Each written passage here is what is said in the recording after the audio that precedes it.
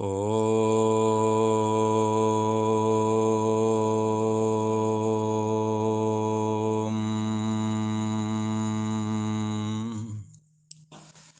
ओम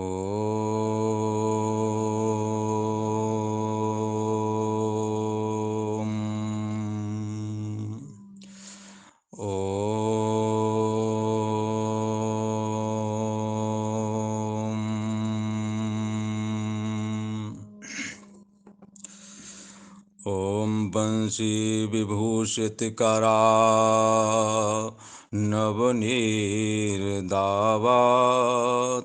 पीताम्बरादरुणबिम्ब फलादरोष्टात्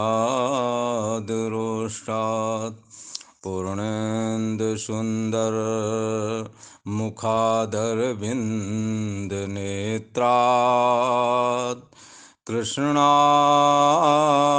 परं किमपि तत्तुमहं न जाने।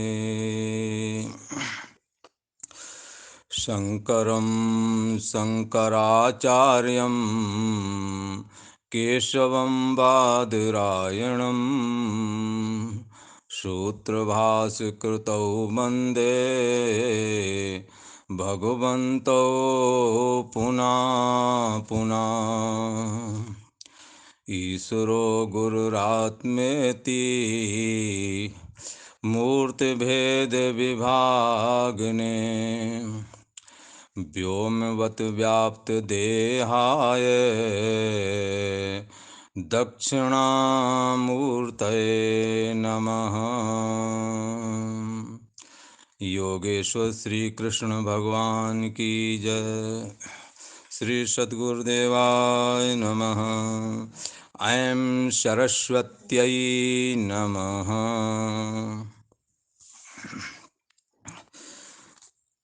कल को अपन चर्चा कर रहे थे प्रथम अध्याय की। प्रथम अध्याय विषाद योग करके कहा जाता है, और मानो ये विषाद योग ऐसा सूचन करता है, ऐसा मानो हमसे कहता है, यदि तुम्हें कोई दुख है तो आप भगवान के पास जाकर के रो। अपनी यदि कोई व्यथा है तो भगवान को सुनाओ, वरना दूसरे से यदि कहोगे तो सुन लेंगे, पीछे हंसी करेंगे। किसी ने कहा, रहमन निज मन की व्यथा मनई में रखियो गोय, सुन इठलें लोग सब बांट न ले है कोय। आप जिससे कहने जा रहे हैं वो हंसी करेंगे, आपका दुख बांटेंगे तो नहीं, अपित हंसी और करेंगे। इसलिए आपने अपना दुख जो है भगवान से ही निवेदन करना है, उन्हीं को बतलाना है। जो आपके घर में भगवान की पूजा का जो स्थान बना रखा हो, वहाँ जाकर अपनी व्यथा सुनाओ, किसी को मत सुनाओ। दो चार आंसू भगवान के सामने गिराओ। दूसरों के सामने गिराने से कुछ नहीं होगा, परमात्मा के सामने गिराने से मदद होवेगी, दुख हल्का हो जाएगा, या तो दुख खत्म हो जाएगा अथवा दुख नहीं लगेगा।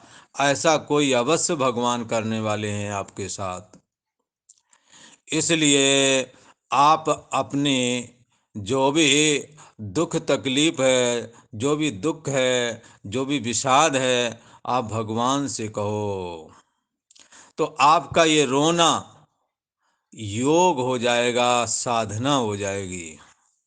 धर्म के लिए, परमात्मा के लिए जब ये साधक रोता है तो वो रोना भी साधना कहलाती है, वो रोना भी विषाद योग कहलाता है। ऐसा कहा। ये पिछले ये जो प्रथम अध्याय गया है उसमें ये बात निरूपण की गई है। आज दूसरा अध्याय शुरू करने वाले हैं और दूसरे अध्याय में भी संजय अब कुछ कह रहे हैं धृतराष्ट्र से। तो शुरुआत करते हैं। ओम श्री परमात्मने नमः। अथ द्वितीयो अध्यायः। संजय जो है अर्जुन के विषाद का वर्णन करते हैं कि अर्जुन किस तरह से दुखी है, और दुखी है पर किसी अपने भाई के पास रोने नहीं गया, किसी राजा के पास रोने नहीं गया है, भगवान के पास रोया है। हथियार गिराए हैं तो भगवान के सामने गिराए हैं, शत्रु के सामने नहीं गिराए हैं। तुम्हारी जो भी चेष्टा है अच्छी या बुरी भगवान के सामने होवेगी, कोई समाधान निकलेगा। अर्जुन ने अपने शस्त्र, अपना मोह, अपना विषाद, शस्त्र जो छोड़े हैं, जो ने मोह हुआ है, जो ने दुख हुआ है, भगवान को निवेदन किया। संजय कह रहे हैं, राजा धृतराष्ट्र को बता रहे हैं कि ये सारी की सारी बातें भगवान से कह रहा है। इन बातों को न तो धर्मराज युधिष्ठिर जानते हैं, न ही भीमसेन जानते हैं, और न ही इनके तरफ के जो योद्धा हैं, द्रुपद हैं, विराट हैं, धृष्टद्युम्न हैं, सात्विकी हैं, कोई भी इनके दुख को जान नहीं पाया। अपना सारा दुख भगवान से कहा, भगवान श्री हरि वासुदेव से कहा, श्री कृष्ण से कहा। ऐसा संजय कह रहे हैं। संजय कहते हैं, हे राजन धृतराष्ट्र, तम तथा कृपयाभिष्ट मस्त्रपूर्णाकुलेक्षणम् विषीदन्तमिदं वाक्यमुवाच मधुसूदन। कहते हैं, तम तथा कृपयाभिष्ट, ततः कृपया आविष्टम। अर्जुन जो है, जैसा मैंने पिछले अध्याय में बताया, किस प्रकार से वो भगवान श्री कृष्ण से अपने चित्त की हालत, अपने अंदर की हालत बता रहे हैं। अपने घरों में जब कुछ हो जाता है तो बड़े बुजुर्ग कहते हैं, तेरे मन में क्या, तू जरा बता दे। पर बताता नहीं सही से, क्योंकि उसमें खुद की गड़बड़ी है, इसलिए नहीं बताता। पर अर्जुन बता रहे हैं। अर्जुन संकोच नहीं करते। जैसे बालक से कोई गलती हो जाए और माँ बाप पूछते हैं, बेटा बता अंदर क्या बात है, तो सही बात बतला देनी चाहिए, जिससे वो हल्का हो जाए। पर ये जो आज के बच्चे हैं, कहीं ना कहीं बहुत ऊंच नीच काम कर आते हैं, फिर बहाना बनाते हैं, अंदर की बात नहीं बताते। माता पिता के सामने, गुरुओं के सामने और भगवान के सामने कभी भी झूठ ना बोलना चाहिए। जो बात है जैसी है बता दो, हो सकता कोई समाधान निकल आए। पर आप सही बात बताओगे नहीं तो कैसे समाधान निकलेगा। ये विषाद योग मानो कह रहा है कि आपके दिल में अच्छा या बुरा जो भी है, यदि आपको कोई बात दिक्कत कर रही है, कोई कष्ट हो रहा है, आप उसे साफ साफ कह दो, सच्चे हृदय से कह दो कि मेरे में ये कमी है, ये बात हो गई है, हमें ये बात समझ में नहीं आ रही है। क्या जाता है इसमें, आप हल्के हो जाएंगे और समाधान भी हो जाएगा। और खासकर भगवान के सम्मुख तो समाधान होना ही होना है। यदि आप कहते हैं या तो दुख दुख नहीं रह जाएगा, या दुख खत्म कर दिया जाएगा, या दुख सहने की ऐसी शक्ति देवेंगे परमात्मा कि दुख आया ऐसा लगेगा ही नहीं। इसलिए संजय यहाँ पर कहते हैं तथा कृपया आविष्टम, तम तथा कृपयाविष्टम, अर्थात तथा कृपया आविष्टम, उस प्रकार करुणा से व्याप्त हुआ अर्जुन। और कैसा है, थोड़े मोड़े ने शरीर की हालत भी उसकी करुणा वाली बता रही। कैसा है उसका शरीर की हालत, क्या है? कहते हैं अस्त्रपूर्णा कुलेक्षणम, आंखों में आंसू आ गए हैं, देखने की शक्ति अवरुद्ध हो गई है, आंसू आने पर दिखता नहीं है भला। अर्जुन को इतना दुख है मोह के कारण कि उनके आंसू आ गए हैं, और आंसू आने से वो सही से देख भी नहीं पा रहे हैं, आंखों में आंसू भरी जो है। इस प्रकार विषीदंतम, शोक करते हुए, तम उन अर्जुन को, उस अर्जुन के प्रति, मधुसूदना, यह भगवान का नाम भी बदल दिया संजय ने, कहने लगे मधुसूदन। तो मधुसूदन ने यह वचन कहा। अच्छा, तो धृतराष्ट्र ने पूछ लिया, अब तुम भगवान श्री कृष्ण को मधुसूदन क्यों बोल रहे हो?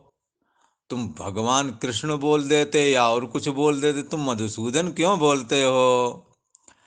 बोले ये मधु नाम का एक राक्षस हुआ था, ये मधु कैटव दो मारे वाला, मधु और कैटव नाम के दो राक्षस हुए थे। उसमें पहला जो था मधु, इतने बलवान कोई राक्षस आज तक पैदा नहीं हुए भला, आज तक इतने बलवान राक्षस नहीं पैदा हुए। तो है अर्जुन भगवान श्री कृष्ण से मानो कह रहे हैं कि ये भगवान, तुमने जो सबसे बलवान जो मधु नाम का राक्षस था उसको भी मार डाला था। मधु और कैटव को दोनों को जंगा में सर रखा करके और राम राम कर दिया था, काट दिया था, सर अलग कर दिया था ठाकुर जी ने बोला। मधु कैटव, तो ये मधु कैटव नाम के जो राक्षस थे इनका भी तुमने, और फिर इनके शरीर इतने बड़े थे, कहते हैं इनको समुद्र में जब डाल दिया तो उसकी पृथ्वी बन गई मेदिनी। मेदिनी का मतलब पृथ्वी, मधु से मेदिनी। खैर वो एक अलग विषय। पर मधु नाम के राक्षस को जो सबसे बलवान था उसको आपने मार दिया, तो ये दुर्योधन आदि क्या चीज है? इनकी क्या औकात है कि आप मौजूद हैं हमारे सामने, ये हमारा कुछ बिगाड़ सकें? संजय कहता है मानो अर्जुन ये कह रहा है, मधुसूदन बोल रहा है, भगवान श्री कृष्ण को कहता है मधुसूदन, ऐसा बोल रहा है मानो वो उनको ये बात याद दिला रहा है कि मधुसूदन को मारने वाले हे भगवान, आप इनका भी नाश कर ही देना, ये बहुत दुष्ट हैं, इनके कारण हमें ये विषाद प्राप्त हुआ है। इनके कारण मैं कभी भी किसी की आगे, किसी भी बड़ी से बड़ी परिस्थिति आने पर, बड़े बड़े युद्ध आने पर भी मैं घबराया नहीं, मेरे को मोह नहीं हुआ। पर इस दुष्ट की वजह से हमारा संपूर्ण जो परिवार है, जो कुटुंब है, सब आमने सामने खड़े हैं, जिनको देख करके हमारी ये स्थिति हो गई है। अर्जुन के विषय में एक कहावत थी, अर्जुन के लिए कहते थे ये युद्ध से पीछे नहीं हटते, जब युद्ध के लिए खड़े होते हैं, हाँ न सब पलायन, ये पलायन नहीं करते हैं, इनका ये स्वभाव है। पर आज ये पलायन करने लगे हैं। अर्जुन कहता है इन दुष्ट आतताइयों की वजह से आज हमारी ये दशा हो गई है। हे मधुसूदन, मैं तुम्हारे ही भरोसे हूँ, और तुमने बड़े बड़े राक्षसों का अंत किया है, ये तो किसी खेत की मूली नहीं। तो इसलिए संजय कहता है इस प्रकार से इसने, अर्जुन ने भगवान श्री कृष्ण को मधुसूदन बोल दिया है। संजय मानो धृतराष्ट्र से कह रहा है इन्होंने मधुसूदन बोला, इसका मतलब तुम्हारे पुत्रों का मुश्किल है मामला, लगता है आपके पुत्र युद्ध में मारे जा सकते हैं, ऐसा मानो सूचन कर रहे हैं, ऐसा मानो कह रहे हों, कहा तो नहीं, मानो ऐसा सूचन कर रहे हैं। तो इस प्रकार से अर्जुन के चित्त की स्थिति को यहाँ बताया। जब अर्जुन इस प्रकार करुणा से व्याप्त, आंसुओं से पूर्ण व्याकुल नेत्रों वाला, बड़ा शोक करता हुआ जो ये अर्जुन है, उस अर्जुन के प्रति मधुसूदन इदम वाक्यम उवाच। मधुसूदन जो भगवान श्री कृष्ण हैं, यह कहने लगे। बोले क्या कहने लगे हैं? संजय ने ये बात धृतराष्ट्र को बताई। अब श्री भगवान उवाच, यहाँ से गीता में भगवान श्री कृष्ण अब उपदेश चालू करेंगे। ये उपदेश हम सबके लिए कल्याणकारी है। अर्जुन को कहा गया उपदेश मानो हम लोगों के लिए कहा गया है, ऐसा समझना चाहिए। अब भगवान श्री कृष्ण अर्जुन से कहते हैं, क्या कहते हैं? कुतस्त्वाकस्मलमिदं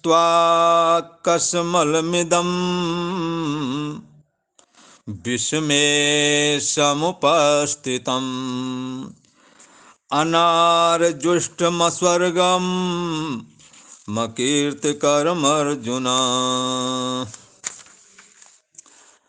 कहते हैं, भगवान श्री कृष्ण कहते हैं अर्जुन से, कुतः त्वा कस्मलम इदम विषमे समुपस्थितम। अर्जुन से कहते हैं, ही अर्जुन, अरे अरे क्या बात हुई? तुझे इस असमय में, ऐसे समय में जबकि शंख बज चुके हैं, अरे ये मोह तेरे में कहां से आ गया? तेरे लिए तो ये कहावत बड़ी प्रसिद्ध है पूरे संसार में, ना दैन्यम न च पलायनम। अर्जुन के लिए ये हर जगह प्रसिद्धि है कि अर्जुन कभी दीन नहीं होता और कभी युद्ध से एक कदम पीछे नहीं हटता, शत्रुओं का विनाश करके ही आता है। उस अर्जुन में मैं आज ये क्या देख रहा हूं? त्वा विस्मे इदम कस्मलम कुता समुपस्थितम। अरे अर्जुन, इस असमय में जब दोनों ओर से सेनाएं जुटी हुई हैं, युद्ध होने ही वाला है, शस्त्र चलने ही वाले हैं, शंखा ध्वनि हो चुकी है, सेनापति अपने अपने मोर्चे पर डटे हुए हैं, तुम्हारी सेना सक्टाकार व्यू बना करके खड़ी हुई है, कौरवों की सेना खड़ी हुई है। ऐसे समय में ये क्या कर रहे हो? ये क्या बोल रहे हो? और वो बोल रहे हो जो तुम्हारे में कभी किसी ने सोचा ही नहीं था। असमय में यह मोह इदम कस्मलम, ये कचड़ा, ये कस्मल, ये कहां से आ गया? और कुतः समुपस्थितम, ये किस कारण से आ गया? भला तेरे को क्या दिक्कत है, क्यों आ गया? ऐसा पूछते हैं। हे अर्जुन, जो तुम ये मोह कर रहे हो, ये कैसा है? यतः अनार्जुष्टम, इसको श्रेष्ठ पुरुष सेवन नहीं करते।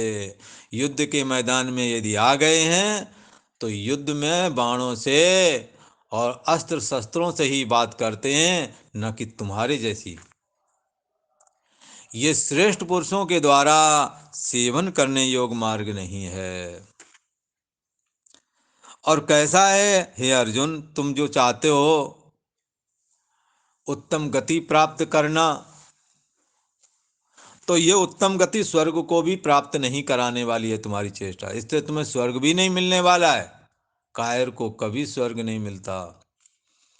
युद्ध भूमि में जो सामने लड़ते हैं उनको वीर गति प्राप्त होती है, और वो वीरों की जो गति है वो योगियों की गति के बराबर ही बताई गई है। ऐसी वीर गति जो है, ये वीर गति प्राप्त करने के लिए जो तुमने मार्ग अपना रखा है, ये मार्ग अनार्जुष्टम, श्रेष्ठ पुरुषों ने ऐसा कभी नहीं किया जैसा तुम कर रहे हो। अस्वर्गम, यह स्वर्ग को देने वाला भी नहीं है तुम्हारा ये आचरण, स्वर्ग प्राप्त नहीं कराएगा। और कैसा है ये तुम्हारा आचरण? अकीर्ति कर्म, तुम्हारी कीर्ति भी नहीं होगी, इससे कीर्ति नष्ट हो जाएगी। ये तुम्हारे द्वारा अपनाया गया मार्ग कीर्ति को नष्ट करने वाला है। तो भगवान श्री कृष्ण इसमें क्या कहते हैं? हे अर्जुन, तुम्हें असमय में ये मोह कहाँ से प्राप्त हो गया, किस कारण से प्राप्त हुआ है? और यह श्रेष्ठ पुरुष ऐसा कभी आचरण नहीं करते जैसा तुम करते हो, और इससे स्वर्ग भी नहीं मिलेगा और तुम्हारी कीर्ति भी नहीं इससे होने वाली, बल्कि अपयश फैल जाएगा। ऐसा अर्जुन को कहते हैं। अब भगवान को एक बात स्मरण आई। वो बात ये है कि अर्जुन जब स्वर्ग में गए थे तो उन्हों का उर्वशी के साथ मिलन हुआ। उर्वशी ने उन्हें अपने साथ रहने के लिए निवेदन किया, पर इन्होंने वो निवेदन स्वीकार नहीं किया। उन्होंने कहा हम तुम्हारे साथ नहीं रहना चाहते। बोले क्यों नहीं रहना चाहते? बोले इसलिए नहीं रहना चाहते क्योंकि हमारे सबसे पहले पूर्वज पुरुरवा हुए थे, उन पुरुरवा की तुम पत्नी बनकर 100 वर्ष तक रही थी, इसलिए तुम हमारे लिए माता के तुल्य हो। अर्जुन ने कहा इसलिए हम तुम्हारे साथ नहीं रह सकते, और दूसरा कारण यह है कि हम मृत्युलोक के रहने वाले हैं, तुम स्वर्ग के हो। मृत्युलोक का रहने वाला जो जीव है वो कर्म से बंधा हुआ है। हमने यदि कुछ किया तो हमारा कर्म बन जाएगा, हम कर्म से बंध जाएंगे। तब उर्वशी ने कहा यहाँ कर्म का स्वर्ग में कर्म का बंधन नहीं है, कर्म का बंधन मृत्युलोक में है। अच्छा बुरा मृत्युलोक में है, स्वर्ग में तो बुरा है ही नहीं, केवल अच्छा ही अच्छा है। इसलिए यहाँ तुम्हें फिक्र नहीं करनी चाहिए, यहाँ तुम्हें सोच नहीं करना चाहिए, इस विषय में आपको चिंता नहीं करनी चाहिए।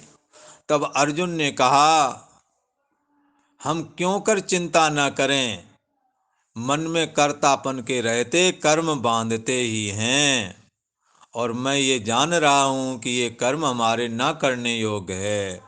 मना कर दिया। तब उर्वशी ने उन्हें नपुंसक होने का श्राप दिया। उन्होंने कहा हमने आज तक जिसके साथ रहने की याचना की है हम रहे हैं, पर तुम ही एक ऐसे आए हो जिन्होंने हमारी याचना को स्वीकार नहीं किया, इसलिए तुम नपुंसक हो जाओ। जब इंद्र को ये बात पता लगी कि अर्जुन को वृथा ही इन्होंने श्राप दे दिया, तब उन्होंने उर्वशी को बुला करके दरबार में बुलाया और कहा हे उर्वशी, तुम्होंने जो श्राप दिया है वो ठीक नहीं किया, तुम्हें ऐसा ना करना चाहिए। ये अर्जुन हमारे अंश से है, हमारा ही पुत्र है, ये मृत्युलोक में धर्म के उत्थान के लिए, आतताइयों का विनाश करने के लिए मानो मैं ही अवतीर्ण हुआ हूँ अर्जुन के रूप में। और ये अर्जुन ने जो भी तुम्हें जवाब दिया वो शास्त्र अनुकूल ही कहा है, इसमें इसका दोष भी नहीं है। इसलिए हे उर्वशी, तुम इस श्राप को कम कर दो। उन्होंने आजीवन नपुंसक होने का श्राप दिया था। तब इंद्र के कहने से उर्वशी ने उस श्राप को केवल 1 साल के लिए कर दिया। खैर 1 साल के लिए कर दिया। तब अर्जुन को इंद्र ने समझाया हे अर्जुन, आगे तुम्हें अज्ञातवास बिताना है। उस अज्ञातवास में जब तुम छिप कर के रहोगे हो सकता है तुम्हें किसी राजमहलों में छिपना पड़े, तो उस समय ये श्राप तुम्हारे को ग्रहण करेगा। और साल भर का जो समय है वो जब पूरा हो जाएगा तो ये श्राप खत्म हो जाएगा और तुम पुनः पुरुषत्व को प्राप्त हो जाओगे। एक बात और भी है, इस प्रकार से अर्जुन को नपुंसक होने का श्राप लगा था। और एक रिश्ता अर्जुन के साथ भगवान का है। और भगवान की बहन जो सुभद्रा जी हैं वो अर्जुन के साथ ब्याही गई हैं। उस नाते से भगवान उनके साले लगते हैं। पर अर्जुन भगवान को साले मान करके कभी नहीं चलते। अर्जुन भगवान को जगत का ईश्वर, जगत का आधार मान करके ही चलते हैं। अर्जुन भगवान को अपना सर्वस्व मानते हैं, सखा मानते हैं, माता पिता पितामह मानते हैं। आगे स्तुति की और बताया है उन्होंने। इस प्रकार से अर्जुन और भगवान श्री कृष्ण का एक रिलेशन, एक संबंध भी है।